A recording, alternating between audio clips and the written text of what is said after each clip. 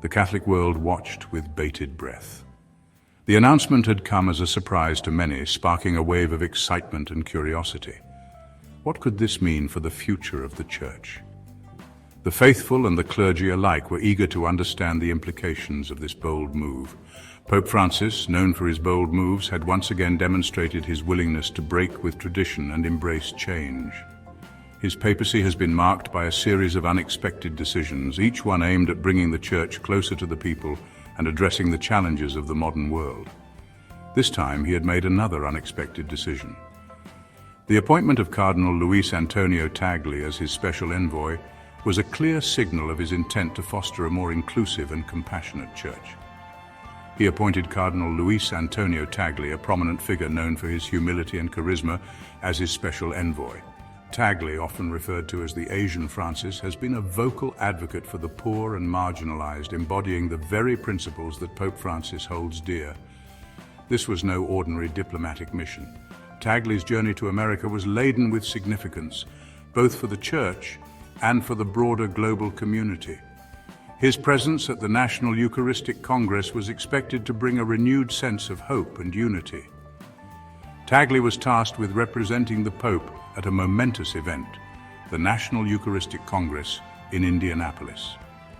This event, which brings together thousands of Catholics from across the nation, is a rare and significant gathering that highlights the centrality of the Eucharist in the life of the Church. The event, a rare occurrence in the United States, was scheduled for July 2025. It was anticipated to be a landmark moment, drawing participants from all walks of life to celebrate and deepen their faith. It promised to be a gathering of immense spiritual significance. The faithful would come together to reflect on the meaning of the Eucharist, to pray, and to seek inspiration for their spiritual journeys. And Tagle, a man deeply devoted to the Eucharist, was at its center. His deep spirituality and genuine connection with the people made him the perfect choice to lead this important event. This appointment was more than just a symbolic gesture. It was a strategic move by Pope Francis to emphasize the importance of the Eucharist and to highlight the need for a more inclusive and compassionate Church. It sent ripples of curiosity and speculation throughout the Catholic community. Many wondered about the deeper implications of this decision. What did it mean for the future direction of the Church? How would it impact the faithful around the world? Why had Pope Francis chosen Tagle for this specific role? Was it a sign of a new era of leadership within the Church? Or was it a message to the global community about the Church's commitment to social justice and inclusivity? What message was the Pontiff hoping to convey? The answers to these questions were eagerly awaited as they held the potential to reshape the Church's future and its role in the world. The answers, it seemed, held the potential to reshape the Church's future. As the world watched, the journey of Cardinal Tagle to America became a symbol of hope, renewal, and the enduring power of faith. The National Eucharistic Congress was not merely a religious conference. It was a profound gathering that brought together thousands of faithful from across the nation, all united by a common purpose and a shared belief. This event was a testament to the deep-rooted traditions and the enduring faith of the Catholic community in the United States. It was a pilgrimage of faith, a journey that transcended physical boundaries and touched the very soul of every participant. Pilgrims walked together, sharing stories, prayers, and moments of reflection. This journey was not just about reaching a destination, but about the spiritual growth and the deepening of one's faith along the way. A celebration of the sacrament considered most sacred by Catholics, the Eucharist. The Eucharist, also known as Holy Communion, is the heart of Catholic worship. It is a moment of profound connection with the divine, where the faithful believe they are receiving the body and blood of Christ. This sacred ritual is a reminder of Christ's sacrifice and his enduring presence in the lives of believers. For Catholics, the Eucharist is more than a symbolic ritual. It is a living encounter with Jesus Christ, a moment of grace and transformation. When the faithful receive the Eucharist, they are not just partaking in a tradition, they are experiencing a profound mystery that has been at the heart of the Church for over 2,000 years. It is the real presence of Jesus Christ, body and blood, soul and divinity. This belief in the real presence is what sets the Eucharist apart from other Christian practices. It is a mystery that has been contemplated, celebrated, and revered by generations of Catholics. The Eucharist is a source of strength, comfort, and hope for the faithful, a tangible sign of God's love and mercy. The Congress in Indianapolis, the first of its kind in the US in over 8 decades, was a testament to the enduring power of this belief. The sheer number of attendees, the diversity of the participants, and the depth of the spiritual experiences shared during the Congress all highlighted the vitality and relevance of the Catholic faith in contemporary America. The last time such an event graced American soil was in 1976. That year, the International Eucharistic Congress was held in Philadelphia, drawing Catholics from around the world. It was a momentous occasion that left a lasting impact on the American Catholic community. Philadelphia hosted the International Eucharistic Congress, drawing massive crowds and showcasing the global reach of the Catholic faith. The event was marked by vibrant liturgies, inspiring speeches, and a palpable sense of unity among the participants. It was a powerful reminder of the universal nature of the Church and its mission to bring the message of Christ to all corners of the world. The 2025 Congress in Indianapolis carried a similar weight of expectation. It was seen as an opportunity to renew and revitalize the faith of American Catholics, to inspire a new generation of believers, and to reaffirm the Church's commitment to its mission in the modern world. It was a moment for American Catholics to unite in their faith. The Congress provided a platform for dialogue, reflection, and celebration, bringing together people from different backgrounds and walks of life. It was a chance to build bridges, to foster understanding, and to strengthen the bonds of community. It was also a chance for the Church to demonstrate its relevance and vitality in an increasingly secular world. The Congress showcased the dynamic and vibrant nature of the Catholic faith, highlighting its ability to adapt and thrive in the face of contemporary challenges. It was a powerful testament to the enduring strength and resilience of the Church and its unwavering commitment to its mission. The appointment of a papal envoy, particularly for an event as significant as the Eucharistic Congress, is a momentous occasion that carries with it a deep sense of historical and spiritual significance.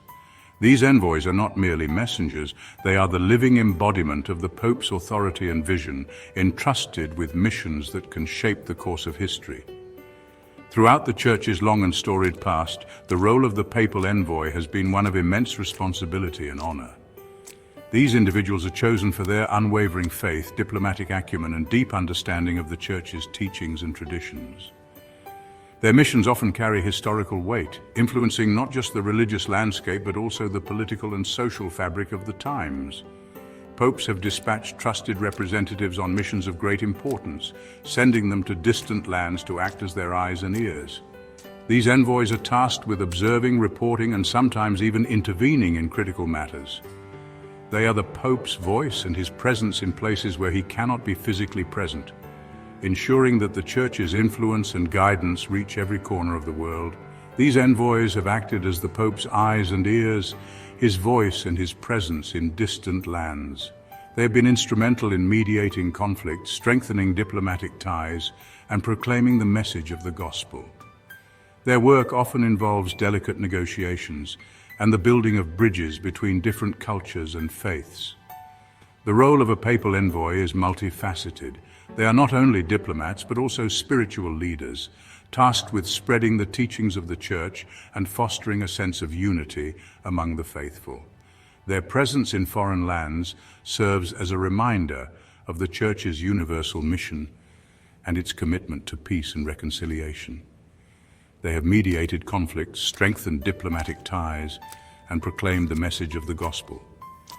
Their efforts have often led to significant breakthroughs in international relations and have helped to resolve some of the most challenging disputes in history.